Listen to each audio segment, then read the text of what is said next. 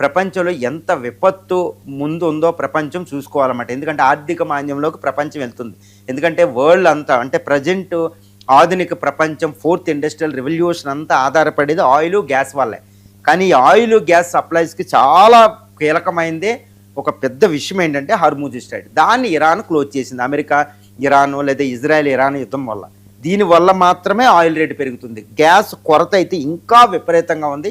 ఇప్పుడు యూరోపియన్ యూనియన్కి అయితే 2 రోజులకి సరిపడే గ్యాస్ నిల్వలో ఉన్నట్టు తెలుస్తుంది. అటు రష్యా నుంచి ఆగిపోయింది.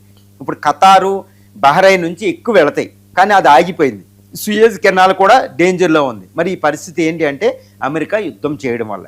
కాబట్టి ఇదే విధానం కొనసాగితే ఇప్పుడు ఇండియాయే ప్రతి $10 పెరగడం వల్ల 1,00,000 కోట్ల అదనంగా మనం ఇంపోర్ట్కి పెట్టాలి. మళ్ళీ ఇదే అదనంగా పెడితే పెట్రోల్ ధర పెరిగితే ఇక్కడ ద్రవ్యోల్బణం పెరిగి గ్రోత్ రేటు కూడా పడిపోతుంది. ఇప్పుడు ఇదే రేట్ ఇంకా కొనసాగితే $150 వెళ్తే ఇండియా గ్రోత్ రేటు 2% తగ్గే అవకాశం ఉంది ఈ సంవత్సరం. అంటే 7.2 నుంచి 5% తగ్గిపోద్ది. అది ఇండియాకి చాలా పెద్ద విపత్తు అనమాట అది. అదేవిధంగా చైనా కూడా అదే పరిస్థితి. ప్రపంచం అంతా ఆర్థిక పరిస్థితి అంతా ఇదే ఉంటుందని IMF, IBRD చెప్తున్నాయి.